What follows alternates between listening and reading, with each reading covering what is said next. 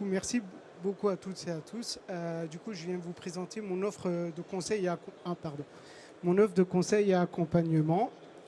Du coup, INDUP, c'est un seul et unique objectif, c'est réussir l'industrialisation d'innovation produit ou process et les amener vraiment jusqu'au développement, l'industrialisation et sa mise sur le marché.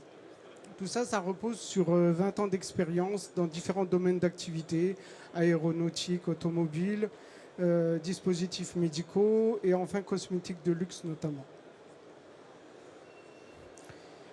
Alors, tout d'abord, je vais vous faire quelques petites... faire passer deux, trois petits messages au travers de citations. Tout ça juste pour vous montrer l'importance de cette phase de préparation. Vraiment, tout ce succès de cette phase de pré-industrialisation, industrialisation et la réussite du produit, la réussite de la mise sur le marché du produit, va être uniquement liée à cette préparation et c'est pour ça que j'insiste vraiment là-dessus. J'aime bien la dernière, attendez-vous au meilleur, planifiez le pire et préparez-vous à être surpris. Tout ça, pourquoi ? Je vous ai mis une petite image de ce qu'on appelle dans notre domaine la vallée de la mort. Je n'ai pas choisi la pire des images pour ne pas faire peur. Mais en tout cas, c'est ultra important. Cette vallée de la mort, c'est quand justement l'entreprise, la start-up industrielle est en forte croissance, va chercher des fonds, mais il faut vraiment que cette phase-là, il n'y ait pas des très mauvaises surprises, que les coûts qu'on avait estimés ne soient pas complètement remis en cause, multipliés par 10 fois 100, et que là, la start-up, malheureusement, au lieu de croître, meurt. Donc, j'ai souhaité vous montrer deux offres, essentiellement une plutôt orientée start-up industrielle, donc vraiment de l'idéation jusqu'à la concrétisation du projet.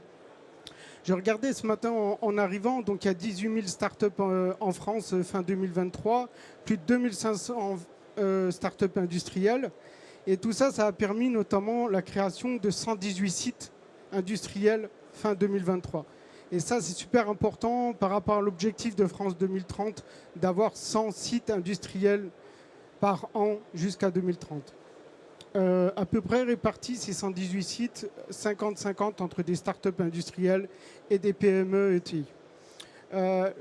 Cet objectif pour les startups, c'est vraiment une acculturation au monde industriel parce qu'on peut avoir une super bonne idée au niveau des fondateurs, des associés, mais pas forcément connaître vraiment le monde industriel, comment il fonctionne, qu'est-ce qu'il y a comme besoin au niveau des données d'entrée notamment, etc. Moi, je travaille de façon très personnalisée avec le porteur de projet et en fonction du projet pour vraiment l'accompagner au plus près et faire grandir le projet et le porteur de projet en même temps. Je travaille sous forme de chaîne de valeur. J'analyse vraiment la chaîne de la valeur et derrière ça, je vois s'il faut repasser par des itérations, repasser par des phases de POC, différentes phases de POC.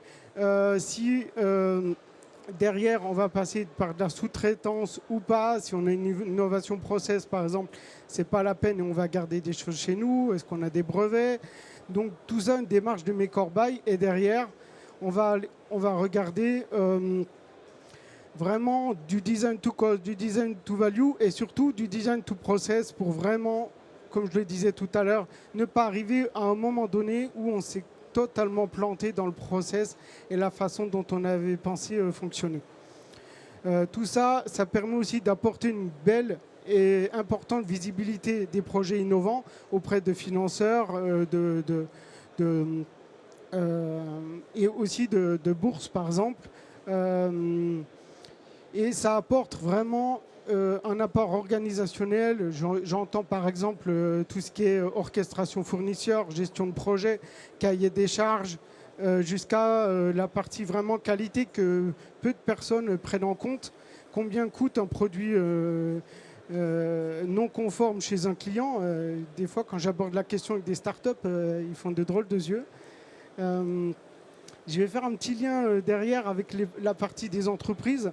Là, du coup, j'apporte plutôt des outils, des méthodes, la part d'un regard neuf et macro sur les stratégies de transformation des entreprises parce que Contrairement à ce qu'on peut penser, bien sûr, dans les entreprises, les PME, les ETI, ils savent très bien industrialiser un produit, mais pas réellement industrialiser un produit innovant.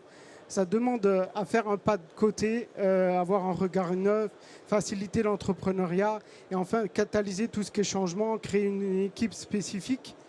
Et c'est notamment ce que permet mon accompagnement. Tout ça, en fait, ça permet aussi de soulever un autre point, c'est de l'importance de la collaboration entre les entreprises et les startups industrielles qui ont beaucoup à s'apporter pour un développement pérenne justement des entreprises en France. Merci beaucoup pour votre attention.